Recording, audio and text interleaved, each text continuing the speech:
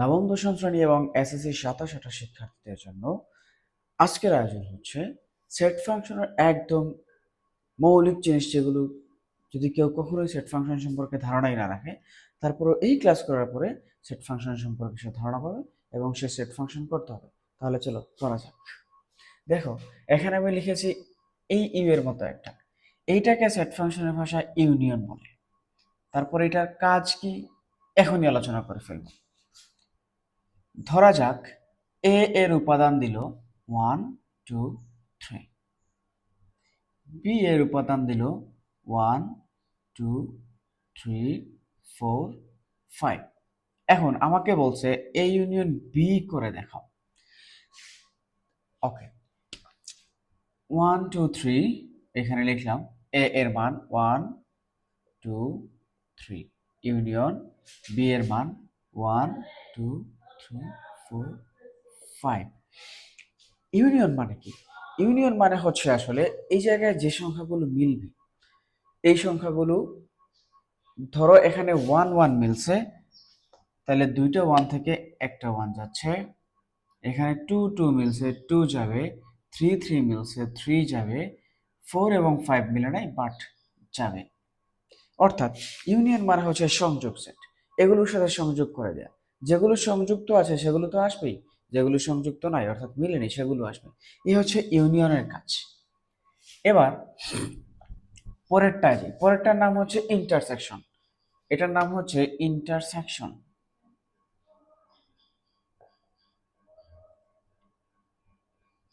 ওকে, ইন্টারসেকশনের কাজ আসলে কি? একইভাবে ধরা যাক এ মানে হচ্ছে 1 2 3, বি মানে হচ্ছে 1 2 3 4 5। তাহলে এই এ আর বি যদি আমাকে ইন্টারসেকশন করতে বলে, তাহলে আমি কি করব? ইউনিয়ন মানে হচ্ছে যেগুলো মিলবে সেগুলো যাচ্ছে, যেগুলো মিলবে না সেগুলো যাচ্ছে।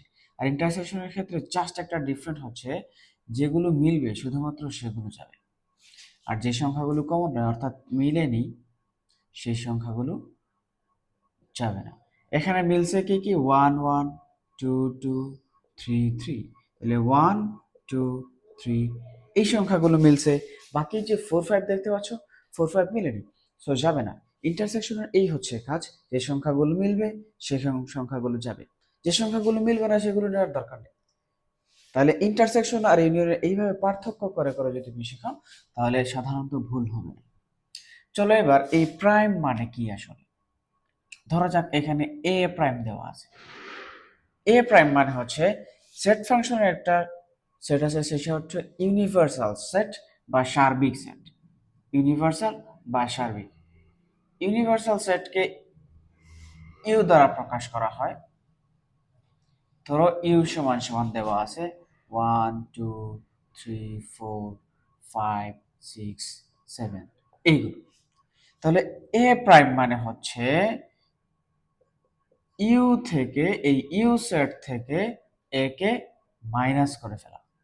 আচ্ছা, এখন এই জায়গা থেকে আমরা দুইটা জিনিস শিখে ফেলবো, এইটাও শিখে ফেলবো, এইটা শিখে ফেলবো। অর্থাৎ এটা মানে বিয়োগ, এটা মানে আবার ভাগ বোঝায় আর কি, এটা থেকে ওইটা।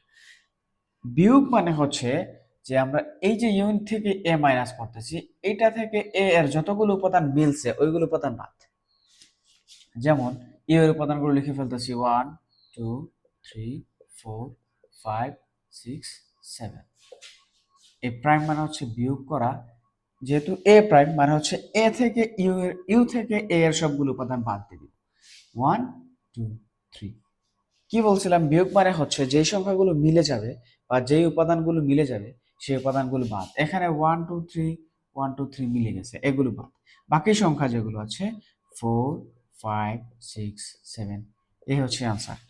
তাহলে যে কোনো বিষয় পড়ার ক্ষেত্রে আমাদেরকে কি খেয়াল রাখতে হবে? যে রিলেট করে করে পড়তে হবে, কোনটার সাথে কোনটা রিলেটেড, কোনটার সাথে কোনটার কি কি ডিফারেন্স আছে। তাহলে এইগুলো আমাদের মনে রাখা সহজ হবে। ওকে, তাহলে এ প্রাইম থেকে আমরা এটার কাজও শিখে ফেলছি। ধরা যাক এখানে একই কথা বলছে যে এ বাই বি করতে হবে। জেনে রাখা উচিত এ বাই বি মানে এ মাইনাস বিও বোঝায়, দুইটা একই জিনিস, দুইটা একই জিনিস। তাহলে এটা করলে এটা হবে, এটা করলে এটা হবে, তাহলে আমরা এই দুইটাকে একটার মাধ্যমে করে ফেলি ইজিলি। এ এর মান হচ্ছে 1 2 3, ওকে, বাই বা বিয়োগ একই কথা। বি এর মান হচ্ছে 1 2 3 4 5, ওকে। তাহলে এ বাই বি বা এ মাইনাস বি মানে আমরা কি বুঝছিলাম, যে যেই সংখ্যাগুলো মিলবে সেগুলো বাদ দিয়ে বাকি সংখ্যাগুলো নিব। তাহলে 1 2 3 মিলে গেছে, এগুলো বাদ, জাস্ট 4 এবং 5 থেকে গেছে। এই হচ্ছে আনসার, ওকে। এই পর্যন্ত চলে গেল আমাদের এইটা এইটা এইটা এইটা শেষ। এখন আমাদের গুণ করা। গুণের ক্ষেত্রে আসলে এখানে কিছু ব্যাপার আছে। এটাকে কার্তেশিয়ান গুণজ বলে।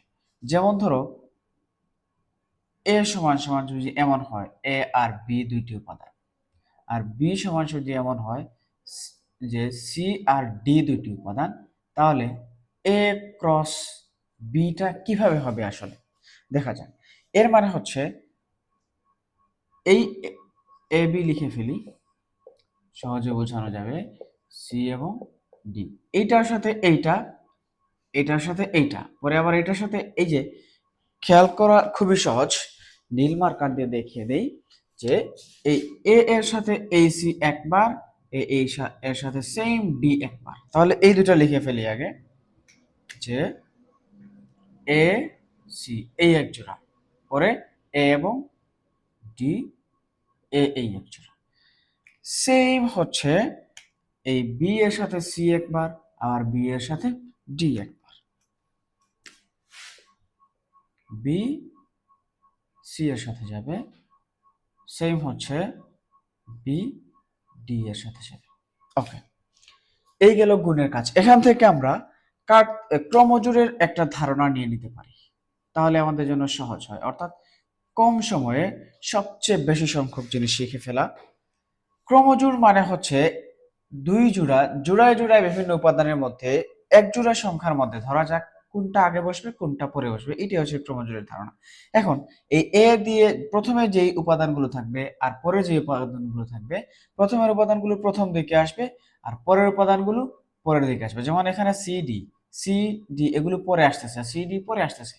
প্রথমের উপাদান এখানে এ, এখানে বি, এই এ এ বি বি এগুলো প্রথমে আসতেছে। এই যে দুইটা এক জোড়া উপাদানের মধ্যে কোনটা আগে আসবে কোনটা পরে আসবে, এই যে ধারণা, এটাকে ক্রমজোড় বলে। তাহলে এখানে আমাদের বিশাল সংখ্যক জিনিসপাতি শেষ হয়ে গেল।